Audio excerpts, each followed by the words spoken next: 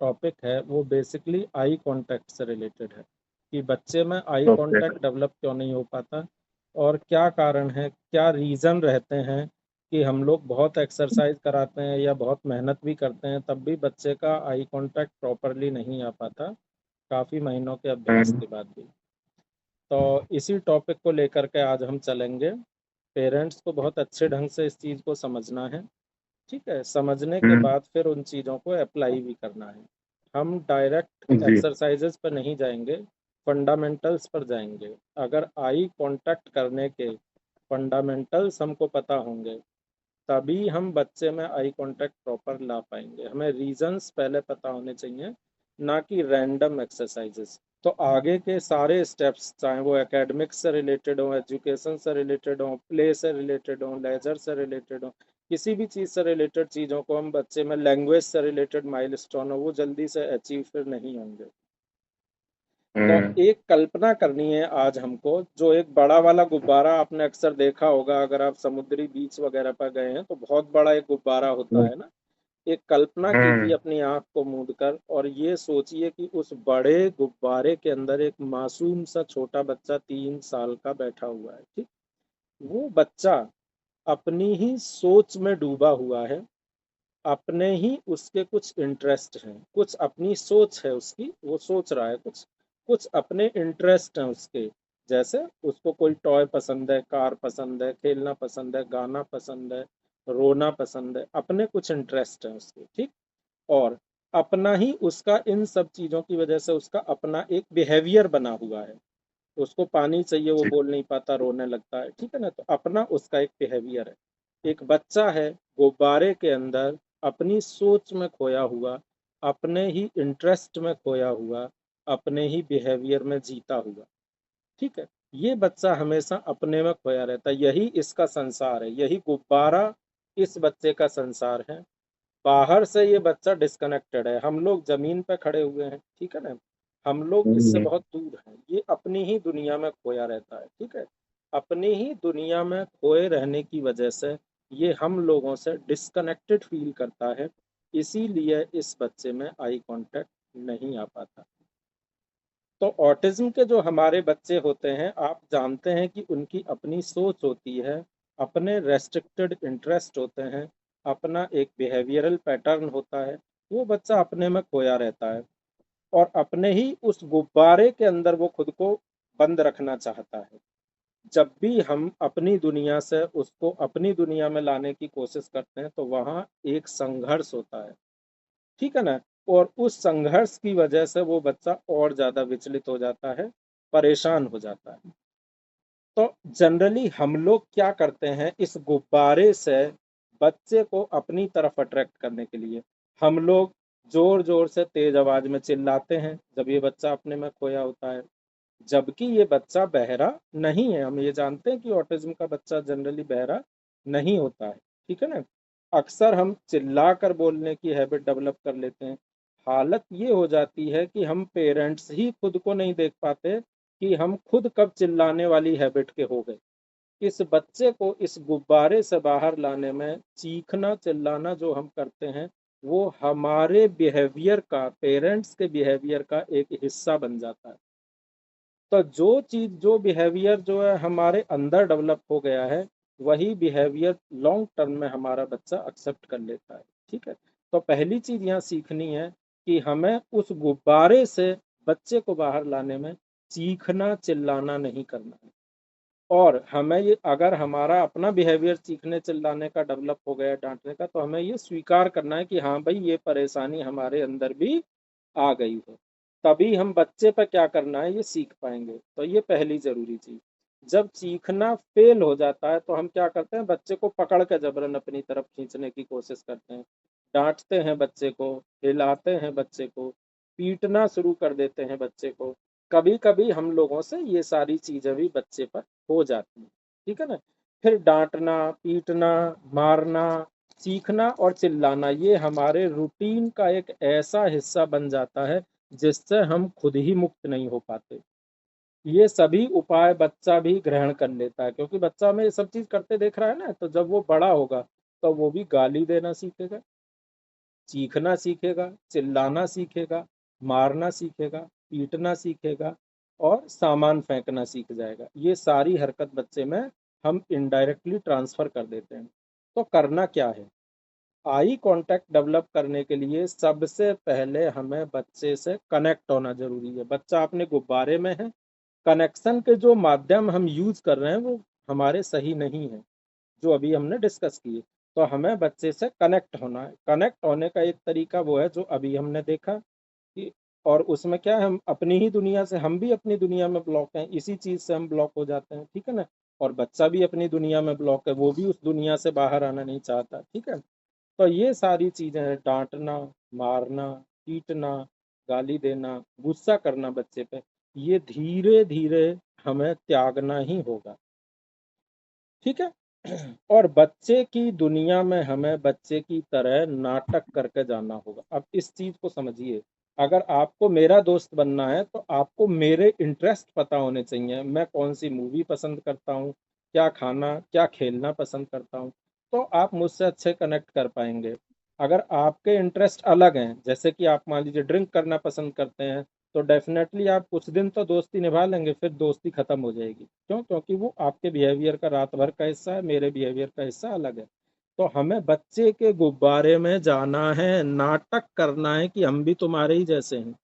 तो rule number 1, पहला, इस कॉन्सेप्ट से मैंने पहला रूल डेवलप किया कि बच्चे की सोच को पहचानना है, बच्चे के इंटरेस्ट को हमें अपना हथियार बनाना है।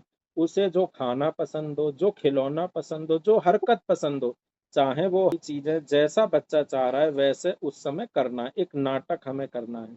तो बच्चा हमको अपने जैसा समझेगा, उसको लगेगा कि हाँ ये भी मेरे जैसे हैं, और उस कंडीशन में वो सेफ महसूस करेगा। जैसा ही बच्चा हमको अपने जैसा समझने लगता है और सेफ महसूस करने लगता है, आई कांटेक्ट के चांस 50% डायरेक्टली बढ़ जाते हैं। समझ गए रूल नंबर 1? तो इसका फायदा क्या हुआ? फायदा ये हुआ कि जो भी प्लानिंग हमें करनी है, जो भी स्ट्रक्चर बनानी है, जो भी शेड्यूल बनाना है आई कांटेक्ट की एक्सरसाइज का, वो हमारी बच्चे के इंटरेस्ट से लिंक होनी चाहिए।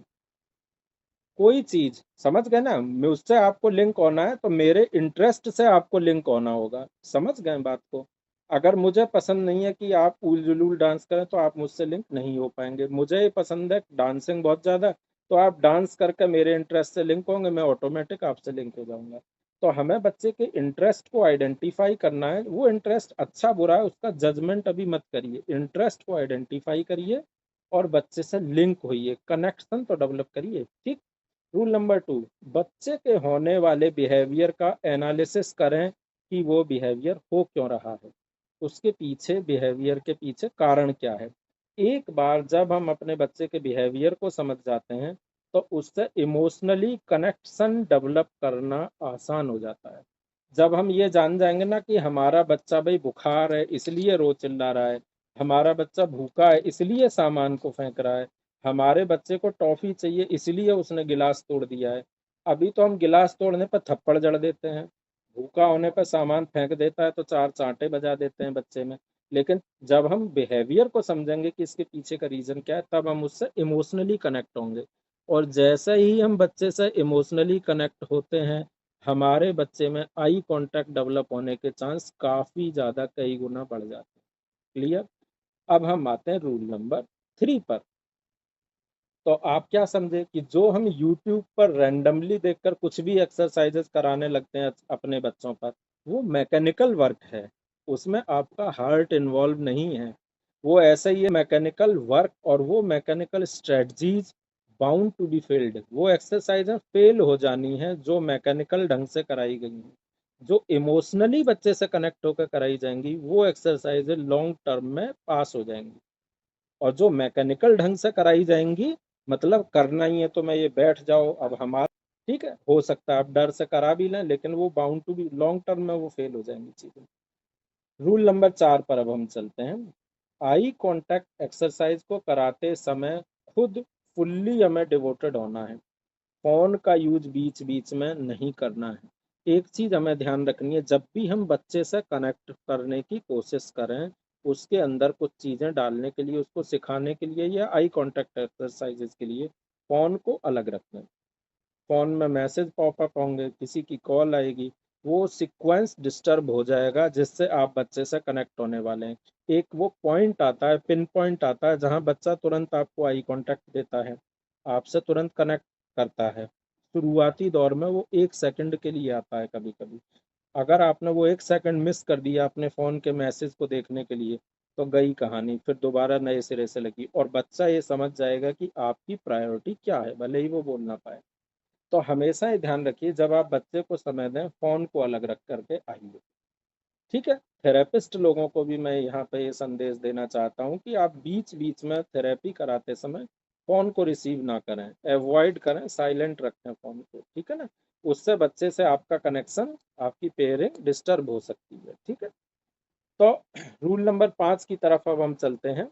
जैसा आप जानते हैं कि ऑटिज़्म के बच्चे में रिपिटेटिव और restricted pattern of behaviour and interest होता है। ये ऑटिज़्म की डेफिनेशन है कि उनका बिहेवियर रिपिटेटिव होगा और रेस्ट्रिक्टेड बिहेवियर और इंटरेस्ट होंगे। कुछ चीज़ों को वो बहुत करने, जैसे लाल रंग की कार से खेलना बहुत पसंद है, ग्रीन को बिल्कुल लाइक नहीं करेगा। तो वो कुछ चीज़ों में रेस्ट्रिक्टेड हो जाते हैं और बस उसी को करना चाहते हैं, बार-बार उसी एक्सरसाइज़ को करना चाहेंगे। तो कुछ एक्सरसाइज़ों को बच्चे कैप्चर कर लेते हैं, फिर आप अगर उनको कराएँगे तो वो आई कॉन्टैक्ट करेंगे, दूसरी कराएँगे तो नहीं करेंगे। यानी ध्यान क्या रखना है कि एक्सरसाइज़ बार-बार जो बच्चा जो है हमें एक्सरसाइज़ को थोड़े-थोड़े अंतर पे, जैसे 3 दिन कोई एक्सरसाइज़ कराई फिर चेंज कर दी। तो हमें एक्सरसाइज को सेम को नहीं कराते रहना है, सीक्वेंस भी एक्सरसाइज की चेंज करना है अगर सेम करा रहे हैं तो, जैसे आज भी वही कराई, कल भी वही, परसों भी, तो सीक्वेंस रोटेट करिए और 3 से 4 दिन में एक्सरसाइज को भी रोटेट कर दीजिए, चेंज कर दीजिए, तो ताकि एक फिक्स पैटर्न बच्चा ना डेवलप करे, ठीक है ना? रेस्ट्रिक्टेड पैटर्न ना डेवलप करे, नहीं फलानी एक्सरसाइज होगी तो ठीक है, नहीं तो हमें और कुछ पसंद नहीं है, वरना ये हो जाएगा बच्चे में। रूल नंबर 6 पर अब हम आते हैं। हमें बच्चे को ओवरलोडेड महसूस नहीं कराना है और ना ही एस्केप की टेंडेंसी को डेवलप होने देना है। मतलब ऐसा बच्चे को ना लगे कि यार बहुत ज़्यादा प्रेशर डाल रहे हैं, बहुत ज़्यादा हमसे मेहनत करा रहे हैं, बच्चा भागने की कोशिश कर रहा है। तो इसलिए एक एक्सरसाइज या सेशन को 10 मिनट से ज़्यादा देर तक ना लें, ठीक है ना? इस चीज़ का ध्यान रखना है, टेंडेंसी को डेवलप नहीं होने देना है। यानी एक एक्सरसाइज का सेशन हमें 10 मिनट से ज़्यादा का नहीं होना चाहिए। हर 10 मिनट पर हमें एक शॉर्ट ब्रेक कर देना है, ठीक है ना? तो घर पर भी जब हम एक्सरसाइज कराएं तो मैक्सिमम ड्यूरेशन एक एक्सरसाइज का 10 मिनट से ऊपर ना रहे, ब्रेक जरूर दे दें, ठीक है?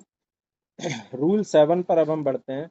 बच्चे से आई कांटेक्ट डेवलप करने के लिए हमारे चेहरे व बच्चे का चेहरा एक सेम लेवल पर होना चाहिए। कई बार क्या होता है, हम खड़े होते हैं, बच्चा बैठा हुआ है, ठीक है? तो उस कंडीशन में ये प्रॉपर मैनर नहीं है आई कांटेक्ट डेवलप कराने का। आई कांटेक्ट के शुरुआती दिनों में एक्सरसाइजों को हमें अपने लेवल पे बच्चे को रख के कराना है। हमारा फेस और बच्चे का फेस सेम लेवल पर होना चाहिए। ये नहीं कि हम बैठे हैं, बच्चा लेटा है, बच्चा खड़ा है, हम सो रहे हैं, ऐसा नहीं करना है। ये लेटर ऑन परफेक्शन जब आ जाता है तब की स्टेजेज हैं। Rule number 8, eye contact develop कराने के लिए हम बच्चे के बिहेवियर के 2 मुख्य प्रिंसिपल यूज करेंगे। बिहेवियर थेरेपी हम लोग कराते हैं बच्चों की, तो 2 मेन प्रिंसिपल आपको समझने हैं। पहला है प्रॉम्प्ट। प्रॉम्प्ट क्या होता है? बच्चे को हिंट देना, जैसे कि फिंगर से पॉइंट करना या बच्चे के पास कोई सामान, जैसे दो हाथ, एक हाथी एक घोड़ा है, हमने पूछा घोड़ा कौन सा है, तो घोड़े को हमने थोड़ा आगे कर दिया, तो बच्चे ने हिंट पकड़ दिया कि अच्छा ये घोड़ा है, या पॉइंट किया, फिंगर से पॉइंटिंग किया, तो आंखों से इशारा कर दिया हमने बच्चे को, ताकि बच्चा जो है काम को हेल्प लेकर के पूरा कर सके। इसको प्रॉम्प्ट बोलते हैं।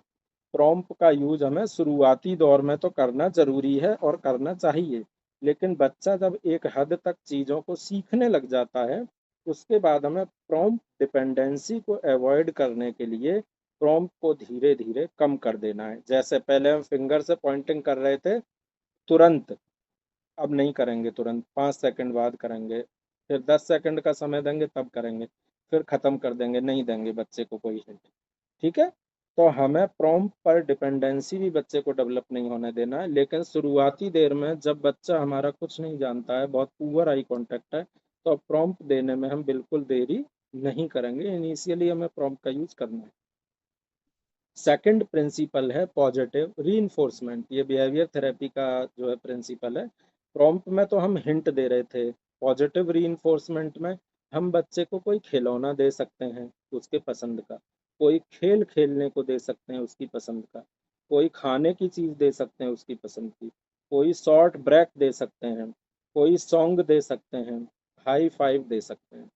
तो हम जो है इस तरीके से कुछ चीज़ें जो बच्चे को देते हैं उनको हम बोलते हैं पॉजिटिव रीइंफोर्समेंट। शुरुआती दौर में हमें पॉजिटिव रीइंफोर्समेंट जल्दी जल्दी देना होता है, ठीक है। जैसे हमने बच्चे से कहा कि मेरी तरफ देखो तो मैं तुम्हें टॉफी दूंगा, तो बच्चा जैसे ही मेरी तरफ देखेगा मैं तुरंत उसको टॉफी दे दूंगा। इस टॉफी को रीइंफोर्सर बोलते हैं और इस प्रोसेस को रीइंफोर्समेंट बोलते हैं, ठीक है ना। तो हम रीइंफोर्सर को अगर लेट देते हैं तो दिक्कत क्या होती है, जैसे मैंने बच्चे से कहा तुम जो है मेरी तरफ देखो या मेरे इस काम को कर दो तो मैं चॉकलेट दूंगा। अब मैंने बोल दिया और चॉकलेट नहीं दी, पहली सिचुएशन। मैंने बोल दिया 10 सेकंड बाद चॉकलेट दी, या मैंने बोल दिया मैं उठा और चॉकलेट लेने के लिए गया तब मैंने चॉकलेट दी। अब बहुत अच्छे से इस चीज को आपको समझना है, नहीं दिया सबसे गलत था, 10 सेकंड बाद दिया उससे गलत था, जाकर देखने लगे ये और ज्यादा गलत था, जाना पड़ा तब चॉकलेट लेकर के आ रहे हैं। यानी रीइंफोर्समेंट विद इन 5 सेकंड्स देना चाहिए, ये बिहेवियर थेरेपी का प्रिंसिपल है। रीइंफोर्समेंट अगर शुरुआती स्टेज में 5 सेकंड में आप नहीं दे रहे हैं तो बच्चा एक्शन और रीइंफोर्समेंट को कनेक्ट नहीं कर पाएगा कि मैंने ये एक्शन की, ये एक्टिविटी की और मुझे ये चीज मिली, ये कनेक्शन नहीं बच्चे के ब्रेन में डेवलप होगा। तो आपका रीइंफोर्समेंट देना वेस्ट है। जैसे मैंने कहा तुम जो है इस गिलास को किचन में रखो मैं तुम्हें चॉकलेट दूंगा, और चॉकलेट मैं कल ला के दे रहा हूँ, तो बच्चा उस एक्शन को और चॉकलेट देने को कनेक्ट नहीं करेगा कभी, वो हो सकता है आगे हमारी बात ना माने। तो इमीडिएट होना चाहिए रीइंफोर्समेंट। लेकिन फिर अगेन ये चीज आती है, जैसे ही बच्चे परफेक्शन डेवलप करते हैं सीख जाते हैं चीज को, तो हमें पॉजिटिव रीइंफोर्समेंट को भी धीरे धीरे कम करते जाना है। ये है रूल नंबर 9। समझ गए हैं, ठीक है। अब हम आते हैं रूल नंबर 10 पर। रीइंफोर्समेंट में हम टॉय का यूज करते हैं, किसी गिफ्ट का यूज करते हैं, चॉकलेट का यूज करते हैं, सेशन के बीच में ब्रेक देने का यूज कर सकते हैं। तो हमारे सारे रीइंफोर्सर हमारे पास पहले से दुबके हुए फॉर्म में रखे होने चाहिए। ये नहीं होना चाहिए कि अब हम किचन में फ्रिज से निकालने चॉकलेट लेने जा रहे हैं या टॉफी लेने जा रहे हैं या टॉय लेने जा रहे हैं, बच्चे ने काम कर दिया अब हम चले हैं रीइंफोर्सर लेने के लिए, ये काम नहीं करना। ये rule number 10। Rule number 11, autism के कुछ बच्चों में एडीएचडी के भी फीचर होते हैं। एडीएचडी क्या है? Attention deficit hyper kinetic disorder. इसमें क्या है, हाइपर एक्टिविटी बच्चों में कई बार होती है बहुत ज्यादा। तो ऑटिज्म के कुछ बच्चे उछल कूद भी बहुत मचाते हैं, कमरे में एक कमरे से दूसरे कमरे में ग्राउंड में घूमते फिरते रहते हैं, है ना, दौड़ते रहते हैं। तो ऐसी स्थिति में अगर हमारे पास ऐसे बच्चे हैं जो कि उछल कूद बहुत मचा रहे हैं, हाइपर एक्टिव हैं, तो वो हमारे जनरली इंस्ट्रक्शन को ना सुनते हैं ना जनरली इजीली फॉलो करते हैं। दूसरी तरीके के बच्चे क्या होते हैं ऑटिज्म के, जिनमें सेंसरी प्रोसेसिंग डिसऑर्डर होते हैं।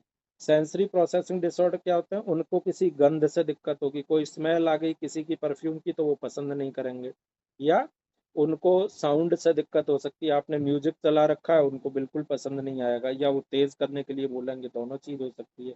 या लाइट, उनको आपके कमरे की लाइट ही पसंद नहीं आएगी, तेज रोशनी। आपके कमरे में अगर कोई चित्र बने हुए हैं, कोई कार्टून बने हुए हैं, कोई ABCD लिखा हो, उनको पसंद नहीं आएगी, उन्हें क्राउडेड फील होने लगेगा।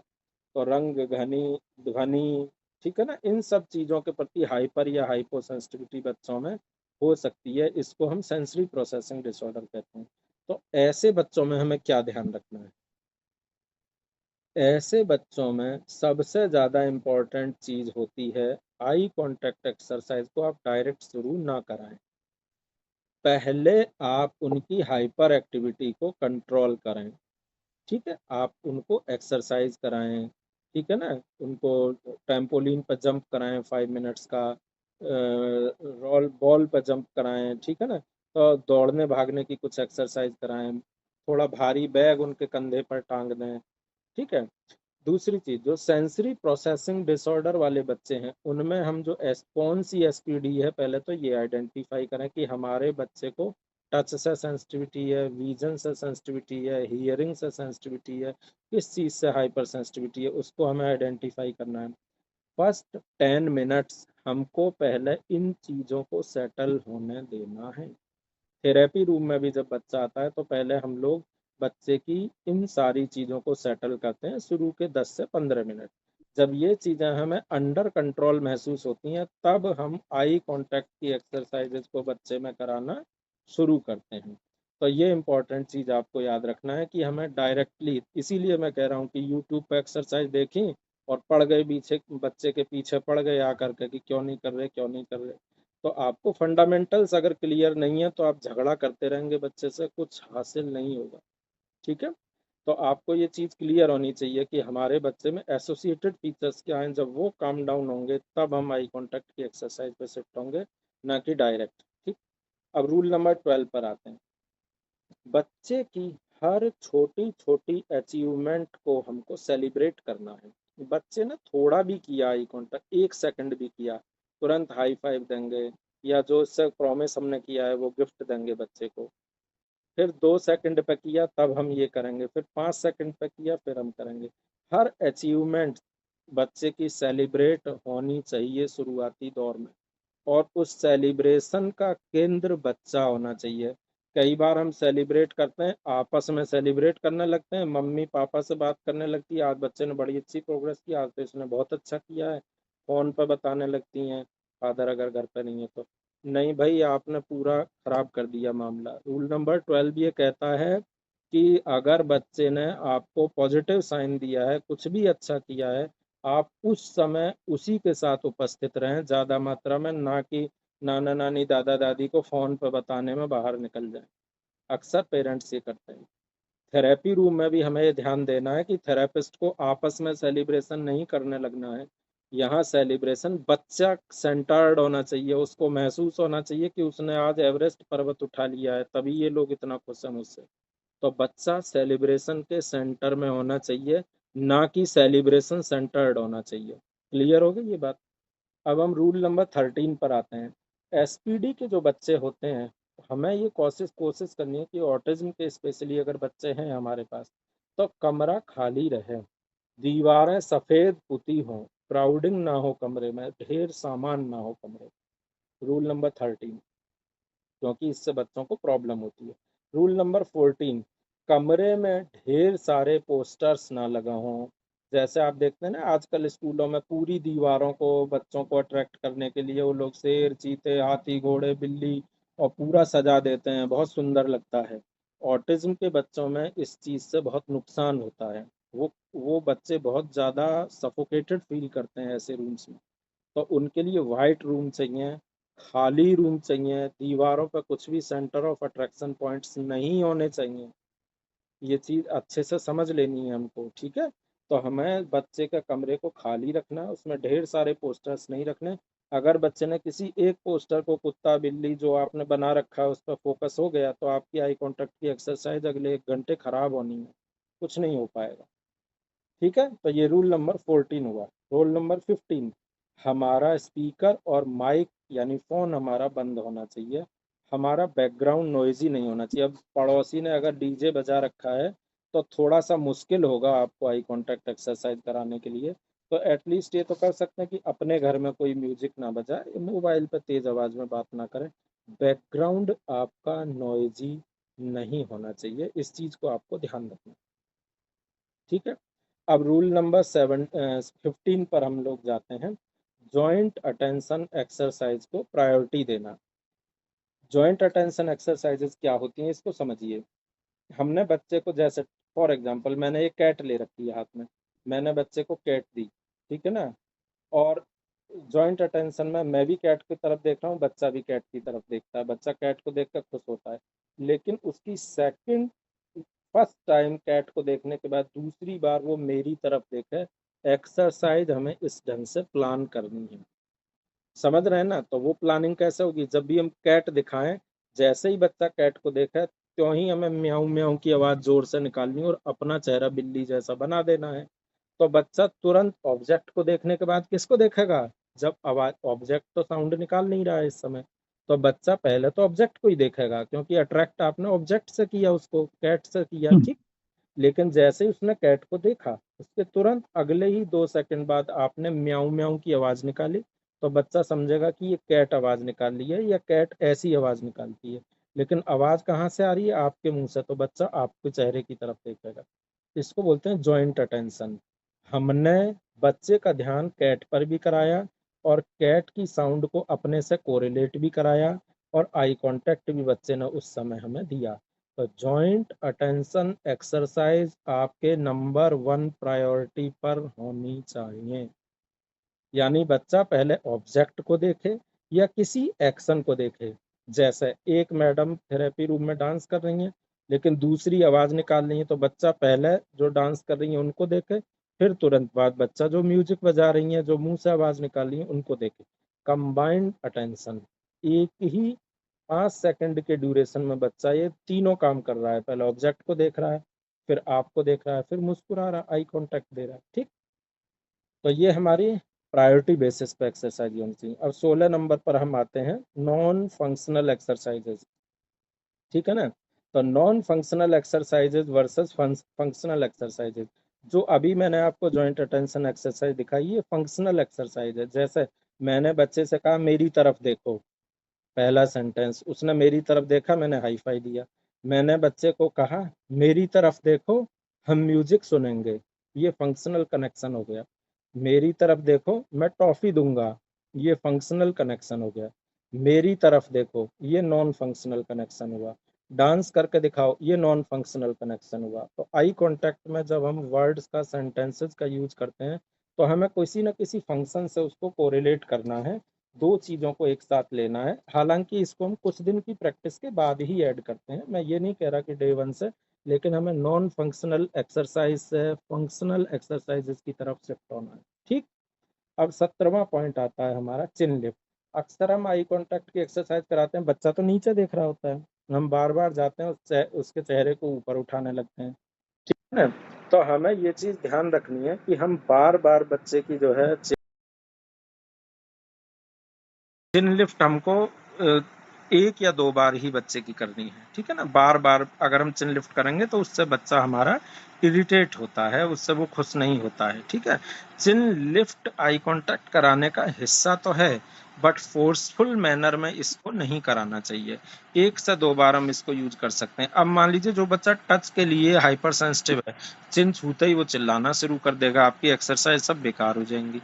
तो आपको ये सारे सेंसरी इश्यूज भी दिमाग में होने चाहिए कि हमारा बच्चा दूसरे के टच को पसंद नहीं करता। बच्चे होते हैं जो पेरेंट्स के टच को एक बार को बर्दाश्त कर लेंगे, 1 सेकंड 2 सेकंड के, लेकिन अदर किसी के टच को बर्दाश्त नहीं करते हैं। तो ये हमें पता होना चाहिए कि सेंसरी इश्यू कौन सा जुड़ा हुआ है बच्चे में, ठीक है। 18th पॉइंट जो बहुत इंपॉर्टेंट पॉइंट है, वो है कि प्रोग्रेस चार्ट को रिपोर्ट करना। प्रोग्रेस चार्ट आप बनाना जरूर सीखिए। इन बच्चों में इस चीज को सीखना बहुत जरूरी है कि कैसे हम इनकी प्रोग्रेस को रिपोर्ट करें। तो सिंपल चार्ट बनाना है, 4 लाइन खींच ली हमने पेपर पर। पहले में हमने लिखा एक्टिविटी का नाम, जैसे हमने एक्टिविटी कराई पी के बू, है ना, आई ता करके, जैसे तकिया रख लेते हैं, करते हैं, तो पी के बू एक्टिविटी कराई। फिर दूसरे में नंबर ऑफ ट्रायल्स, हमने 10 मिनट में 20 ट्रायल दिए। तीसरे कॉलम में हम लिखेंगे सक्सेसफुल आई कांटेक्ट कितनी बार हुए, हमने 20 ट्रायल दिए, सक्सेसफुल आई कांटेक्ट पता चला हमारा 3 ही बार हुआ। फिर हम नोट डालेंगे कि सक्सेसफुल आई कांटेक्ट कौन से में प्रयास पे हुआ, 20वें ट्रायल में 17वें पे आई कांटेक्ट किया, 18वें पे किया, या 19वें पे किया, या 20वें पे आई कांटेक्ट किया। तो ये हम नोट डाउन करेंगे। ये प्रोग्रेस रिपोर्ट हमको घर पर ट्रैक करनी होती है। तो 4 पॉइंट हम लिखेंगे। पहले कॉलम में हम कौन सी एक्टिविटी करा रहे हैं, 5 एक्टिविटी हमने लिख ली। दूसरे कॉलम में हमने कितने ट्रायल आज कराए बच्चे को, 10 ट्रायल, 20 ट्रायल, 30 ट्रायल, किस एक्टिविटी के, वो लिखे। तीसरे में हमें लिखना है सक्सेसफुल आई कांटेक्ट कितनी बार हुआ। मान लीजिए 20 ट्रायल में 2 ही बार हुआ, किसी में 20 ट्रायल में 4 बार हुआ, किसी में 20 ट्रायल में 10 बार हुआ। तो फिर हम नोट डालेंगे कि कहाँ कौन से नंबर पर, शुरुआत में ही कर लिया बच्चे ने या एंड में। इससे हमें पता चलेगा कि क्या हमारे कराने के तरीके में कहीं कमी है, या हमें ट्रायल चेंज करना है, यानी हमें एक्सरसाइज चेंज करनी है। तो एक्सरसाइज में आपने ये देखा कि हम जो एक्सरसाइज चूज करते हैं वो बच्चे के इंटरेस्ट पर डिपेंडेंट होती है, वो बच्चे के सेंसरी इश्यूज पर डिपेंडेंट होती है। सेंसरी इश्यूज बच्चे में क्या है, ठीक है ना, और वो बच्चे के बिहेवियर पे भी डिपेंडेंट होती है। तो हम जब सेंसरी इश्यूज को और इंटरेस्ट को बच्चे के आइडेंटिफाई कर लेते हैं, तब हम एक्सरसाइजेस का सिलेक्शन बच्चे में करते हैं, ठीक है। समझ गए ना। तो जैसे हाइपर बच्चा है तो हमें पहले उसकी हाइपर एक्टिविटी को कंट्रोल करना है। सेंसरी इश्यूज है तो हमें काम डाउन करना है, पहले डायरेक्ट हमें एक्सरसाइजेस पे स्विच नहीं करना है। सबसे इम्पोर्टेंट चीज जो है, जो ध्यान रखनी है, कि हम इमोशनली डिस्कनेक्ट रह के बच्चे से कनेक्ट नहीं हो सकते। हमें इमोशनल कनेक्शन बच्चे में डेवलप करना ही होता है। हमारी थेरेपी भी जब हम लोग कराते हैं तो हम लोग इस चीज को, इमोशनल कनेक्ट होने को, पेयरिंग बोलते हैं।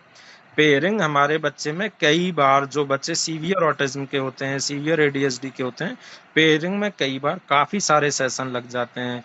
कई बार एक एक महीना पेयरिंग में बच्चे के साथ कराने में लग जाता है, ठीक है।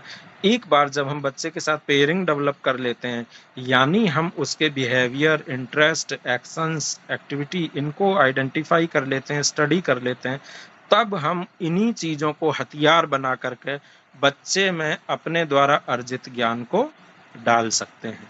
तो किसी भी ज्ञान को बच्चे में इंट्रोड्यूस करने के लिए मारना, पीटना, धमकाना, ये बिहेवियर थेरेपी का हिस्सा नहीं होता है। ये हमारी डोमेस्टिक थेरेपी का हिस्सा है। और आज से मुझे उम्मीद है कि आप इन सारी एक्शंस को ग्रेजुअली करना कम कर देंगे, धीरे धीरे। और ये कम कब होगा? जब हम स्व नियंत्रण करेंगे, जब हम सेल्फ कंट्रोल करना सीखेंगे अपने गुस्से को, जब हम खुद ये समझना सीखेंगे कि अगर हम अपने ही गुस्से को कंट्रोल नहीं कर पा रहे, अपने ही सेंटेंसेस को कंट्रोल नहीं कर पा रहे, है ना, और हम खुद ही चिड़चिड़े हो जा रहे हैं, हम खुद ही गुस्सा करने लग रहे हैं, हम खुद ही गलत बोलना शुरू कर दे रहे हैं, तो वो हमारे चीजें बच्चे में हम सुधार कैसे एक्सपेक्ट करेंगे? क्योंकि बच्चा तो हम ही लोगों से सारी चीजों को ग्रेजुअली सीख रहा है, जो अपने एनवायरनमेंट में देख रहा है, ठीक है। तो आज के लेक्चर में बस मुझे यही बताना था आप लोगों को कि आप बच्चे से आई कांटेक्ट डेवलप कराने के लिए पहले ये जो मैंने 20 रूल नियरली आप लोगों को बताए हैं, इन रूल्स को अच्छे से फिर से जाके सुनिएगा, इन रूल्स को अच्छे से पढ़िएगा। मैकेनिकल होने की कोशिश नहीं होनी है, इमोशंस बच्चे से कनेक्ट जरूर करने हैं। जॉइंट अटेंशन एक्सरसाइजेस को हमें बहुत ज़्यादा प्राथमिकता देनी है। नॉन फंक्शनल वर्क से हमें अवॉइड करने हैं, फंक्शनल एक्सरसाइजेस को हमें लेना है, यानी वो एक्सरसाइज जो बाद में हमारे बच्चे के काम भी आए, जो बच्चे की कुछ अंडरस्टैंडिंग को और बढ़ाएं, ठीक है। तो आज के इस वाले वेबिनार में, इस वाली मीटिंग में मेरा आप पेरेंट्स से यही रिक्वेस्ट है कि आप लोगों को इन बच्चों में बहुत धैर्य रखना है, और वो धैर्य रखना पहले आपको स्वयं से शुरू करना है। हमारा बच्चा आसमान में उड़ते हुए एक गुब्बारे में बैठा हुआ है, और उसके, जो मैंने आपको शुरू में बोला, अपनी अपनी चीज़ों में वो खोया हुआ है, हमसे डिस्कनेक्टेड है वो बच्चा। और हम कनेक्शन के लिए जिन हथियारों का यूज कर रहे हैं बिहेवियर थेरेपी में, वो हथियार प्रतिबंधित हैं, ठीक है। तो उन हथियारों को त्यागिए, इन फंडामेंटल्स रूल्स को आप अपनाइए। इन फंडामेंटल रूल्स को अपनाने पे आपको फ्रस्ट्रेशन भी आएगी, कई बार आप परेशान भी होंगे, हजारों बार असफलता भी मिलेगी, लेकिन अंत में जरूर सफल होंगे। ऐसा मैं नहीं कह रहा, ऐसा लाखों लोग कहते हैं। लाखों लोगों के बच्चों में बिहेवियर थेरेपी के सही प्रिंसिपल्स अपनाने की वजह से बदलाव आया है। आज ऐसे बच्चे डॉक्टर, इंजीनियर, बड़े बड़े साइंटिस्ट सब कुछ बने भी हैं, लेकिन वो प्रिंसिपल जितना अर्ली अप्लाई हो, जितना शिद्दत के साथ अप्लाई हो, तभी बच्चे में बेनिफिट करते हैं। और आप ये समझ ही चुके होंगे कि बिहेवियर थेरेपी सिर्फ बच्चे की थेरेपी नहीं है, पेरेंट्स खुद भी, मैं बार बार कहता हूँ कि पेरेंट्स को इन्वॉल्व होना होगा। तो पेरेंट्स को इन्वॉल्व कैसे होना होगा, वो आज मैंने थोड़ा सा आप लोगों को डिस्क्राइब किया है।